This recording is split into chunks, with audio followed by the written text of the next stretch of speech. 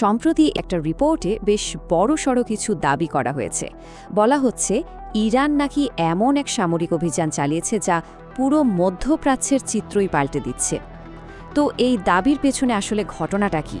চলুন এই প্রতিবেদনের গভীরে গিয়ে একটু ঘেঁটে দেখা যাক। তো রিপোর্টটা বলছে যে এই যে ইরান কেন্দ্রিক সংঘাত চলছে তার ৩৯তম দিনে এসে নাকি পুরো ব্যাপারটা একটা নাটকীয় মোড় নিয়েছে। মানে এই রিপোর্টে যা যা বলা হচ্ছে সেগুলো যদি সত্যি হয় তাহলে কিন্তু এই অঞ্চলের জন্য একটা বিশাল একটা ব্যাপারটা হলো বলা হচ্ছে যে আমেরিকা আর ইসরায়েলের আগ্রাসনের জবাবে ইরান নাকি তার ৯৫তম পাল্টা হামলা চালিয়েছে।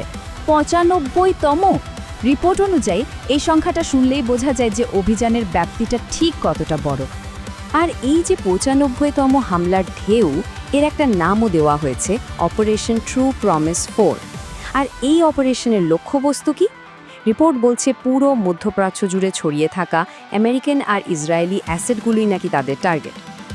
আচ্ছা, তাহলে এখন প্রশ্ন আসে, এই পাল্টা আঘাতটা ঠিক কতটা মারাত্মক ছিল? মানে কি বলছে রিপোর্টটা? চলুন প্রথমে এই বিশাল হামলার যে মূল দাবিটা সেটার দিকে একটু নজর দিই। শুনলে অবাক হতে হয়। ইরান দাবি করছে যে এই অভিযানে তারা আমেরিকার এমন কিছু অ্যাসেট ধ্বংস করেছে যেগুলোকে তাদের সামরিক শক্তির প্রতীকই বলা চলে। আর তালিকাটাও কিন্তু বেশ লম্বা। যেমন ধরুন অত্যাধুনিক প্যাট্রিয়ট মিসাইল ডিফেন্স সিস্টেম, মারাত্মক হিমার্স রকেট ব্যাটারি, এমনকি সংযুক্ত আরব আমিরাতে থাকা আমেরিকার একটা কমান্ড আর ট্রেনিং সেন্টারও নাকি বাদ যায়নি। শুধু তাই না, ওরাকলের মতো একটা টেক কোম্পানির অফিসকেও টার্গেট করা হয়েছে বলে রিপোর্টে বলা হচ্ছে। উত্তর বাহরাইন আর কুয়েতে আমেরিকার যে ডিফেন্স সিস্টেম ছিল সেগুলোর কি অবস্থা হয়েছে বোঝাতে রিপোর্টটা একটা দারুণ উপমা ব্যবহার করেছে। বলা হচ্ছে ইরানের নিখুঁত হামলায় ওগুলো নাকি তাসের ঘরের মতো ভেঙে পড়েছে। তো কথা হচ্ছে, এত বড় হামলা কি দিয়ে চালানো হলো, মানে কি ধরনের অস্ত্র ব্যবহার করা হয়েছে বলে দাবি করা হচ্ছে? চলুন এবার ইরানের অস্ত্রভাণ্ডারের দিকে একটু তাকানো যাক। রিপোর্ট অনুযায়ী ইরান কিন্তু এই অভিযানে তাদের সেরা কিছু অস্ত্রই মাঠে নামিয়েছে, যেমন হাজ কাশেম ব্যালিস্টিক মিসাইল, হাইবার শিকান মিসাইল আর কাদের মাল্টি ওয়ারহেড মিসাইল। মানে বেশ আধুনিক আর বিধ্বংসী সব ক্ষেপণাস্ত্রের কথাই বলা হচ্ছে। আর হ্যাঁ, এই হামলা কিন্তু শুধু আমেরিকার স্থাপনাতেই থেমে থাকেনি। রিপোর্টটা আরও দাবি করছে যে বিশেষ করে কাদ্দার মাল্টি ওয়ারহেড মিসাইল দিয়ে নাকি একেবারে ইসরায়েলের ভেতরে ঢুকেও বেশ কয়েকটা সামরিক স্থাপনা উড়িয়ে দেওয়া হয়েছে। এই পুরো অভিযানের সবচেয়ে ইন্টারেস্টিং কৌশলগত দিকটা কি জানেন? এটা শুধু মাটিতেই হয়নি, বরং জল আর স্থল দুটো জায়গাতেই একযোগে একটা সমন্বিত হামলা চালানো হয়েছে।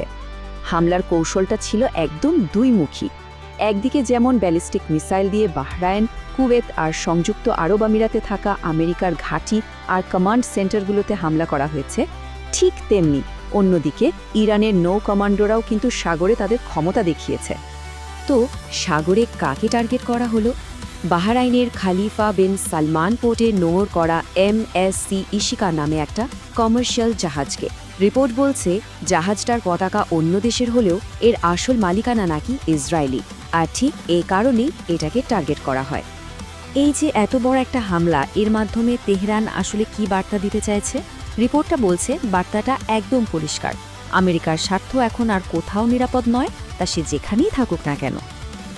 আচ্ছা, ইরানের এত সব দাবির পর স্বাভাবিকভাবেই একটা প্রশ্ন মাথায় আসে, আমেরিকার শিবিরে এর প্রতিক্রিয়াটা কি? তাদের কি অবস্থা? চলুন এবার একটু সেই দিকে নজর ফেরানো যাক।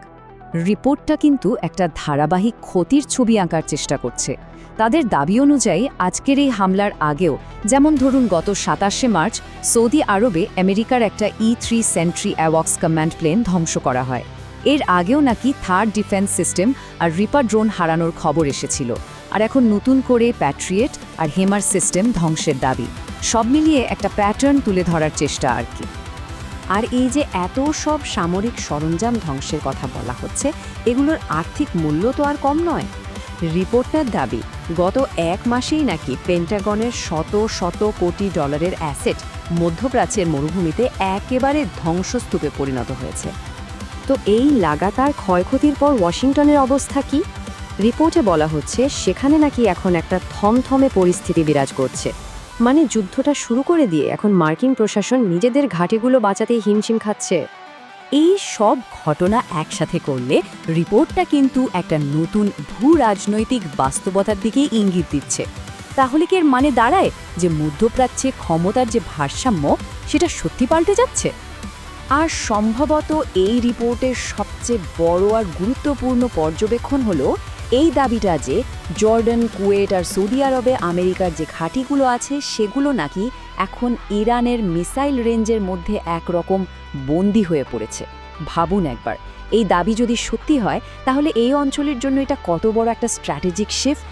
সব মিলিয়ে এই রিপোর্টের দাবিগুলো কিন্তু একটা বিশাল প্রশ্ন আমাদের সামনে এনে দাঁড় করায়।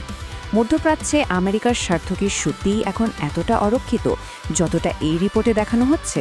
এই অঞ্চলের ভবিষ্যৎ আসলে কোন দিকে যাচ্ছে এর উত্তর হয়তো সময়ই আমাদের দেবে।